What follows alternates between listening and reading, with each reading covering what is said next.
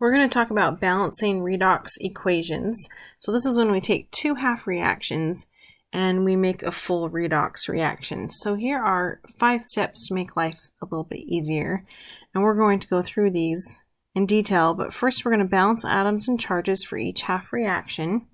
So one half reaction is going to be the reduction.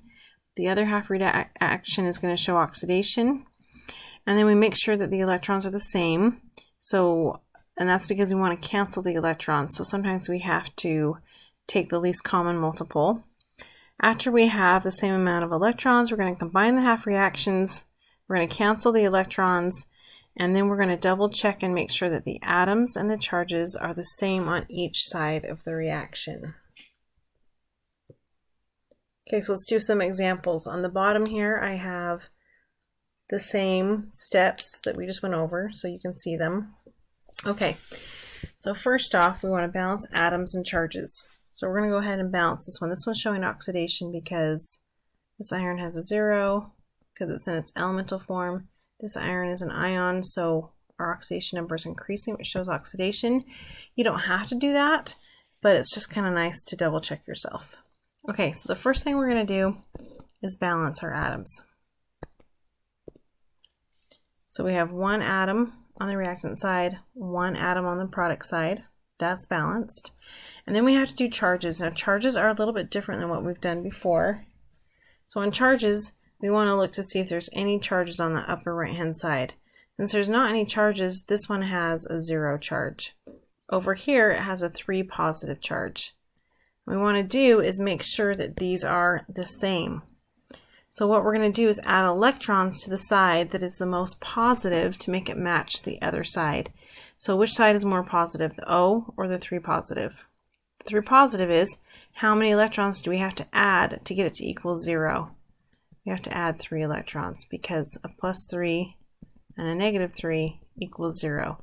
Now both of my sides have the same charge. Okay, let's go ahead and do the second one. So we're going to do the first and second thing. Over here we have a +2 because that's the charge. Right here we don't have a charge, so this is going to be a 0. So which side is more positive? The reactant side. So 2 plus what makes a 0? -2. So we're going to go ahead and add 2 electrons right here.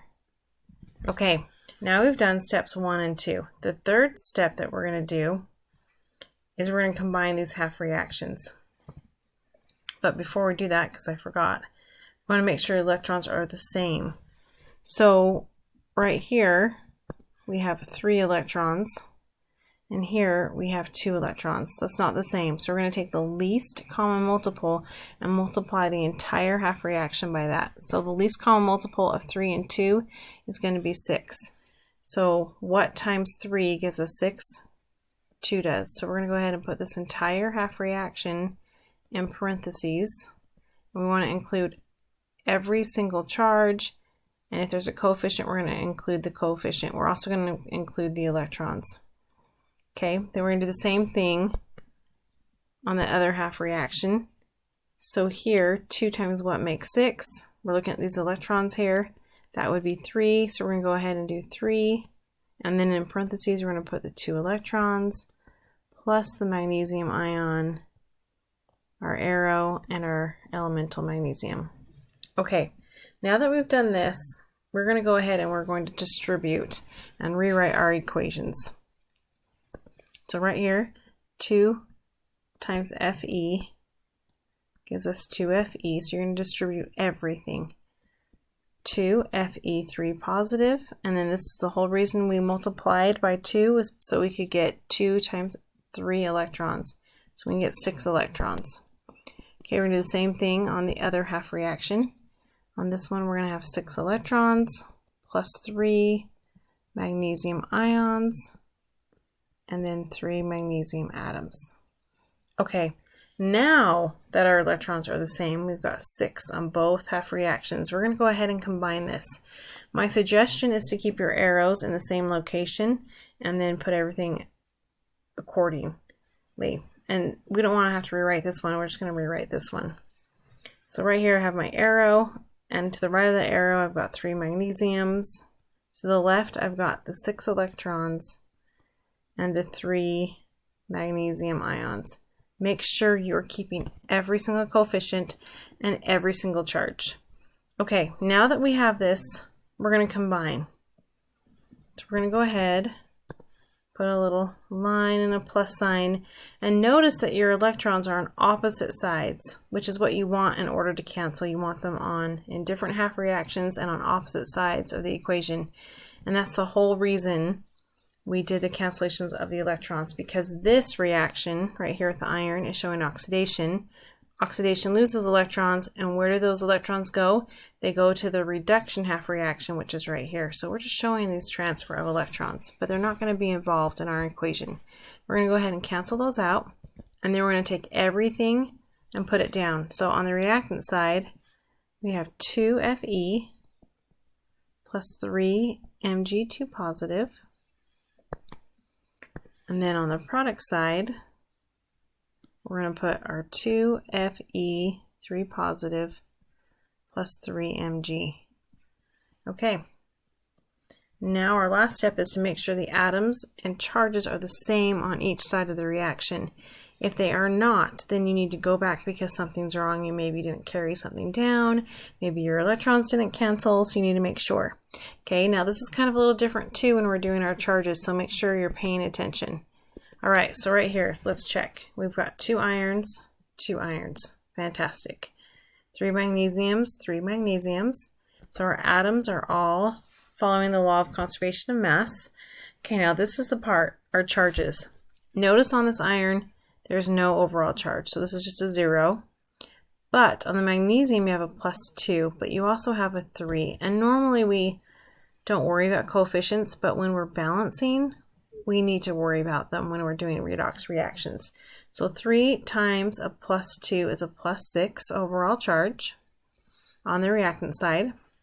On the product side, we've got 2 irons and a +3. So we're going to multiply that. That gives us a +6 charge. The magnesium, notice how there's no charge. And so both sides have a +6 charge. So this is the correct reaction. So if we rewrite this kind of nice, it's going to be 2Fe plus 3 Mg2 positive. And that's going to give us 2Fe3 positive plus 3 Mg. Again, it's so important to keep every single coefficient and every single charge. Just don't make them so that you can't read them. Okay, and that's your overall redox reaction. Okay, let's do another example. All right, this one, again, 2 half reactions we're combining. So first thing is balance the atoms and charges for each half reaction. So this one, we have 1 lead, 1 lead, we're good. Charges on the left side, there's no charge, so this is just a 0. On the right side, we have a +2. Again, you add electrons to the side that is the most positive, which is your +2. How many do we need to make that a 0? We need 2, so we're going to go ahead and add 2 electrons to that product side. Okay, let's do our second half reaction. Okay, this one we have 1 silver, 1 silver. We have 2 nitrogens because that's going to foil in. Here we only have 1, so we got to put a 2 in the front for balancing. Then we have 6 hydrogens. 2 times the 3 is 6, so that's good. Overall charge, we have a +1 right here. On this side, notice that there are no charges, so we have a 0. Okay, which side is the most positive? The +1, so that means we need to add 1 electron to that reactant side so that each of these equals 0. Now, on some reactions, they don't always equal 0. You could have like a -3, so just watch out for these examples. Just happen to all go to 0. Okay, now we've got the first step done. Second step is to make sure all the electrons are the same. So on the left side, we have 2. On the right side, we have 1. That's not the same. So what's the least common multiple of 1 and 2? That's going to be 2. So all we have to do on this one is multiply the second half reaction by 2. So I'm going to go ahead and FOIL this. 2Ag. Again, keep all the parentheses, keep every single subscript, keep every single charge and coefficient. Oops, I forgot our electron. Okay. Plus our electron.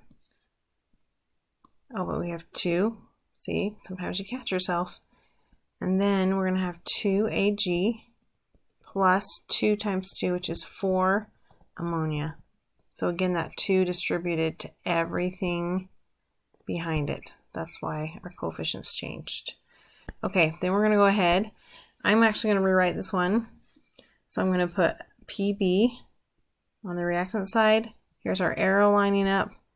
On the product side, we have Pb2 positive plus 2 electrons.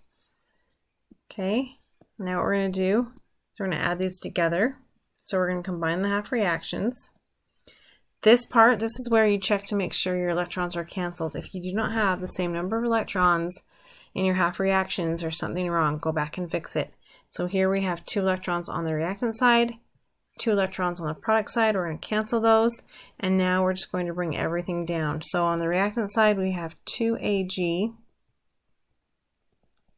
NH3 in parentheses with a 2 and a plus Pb. Then our arrow, we have 2Ag plus 4NH3 plus Pb2 positive.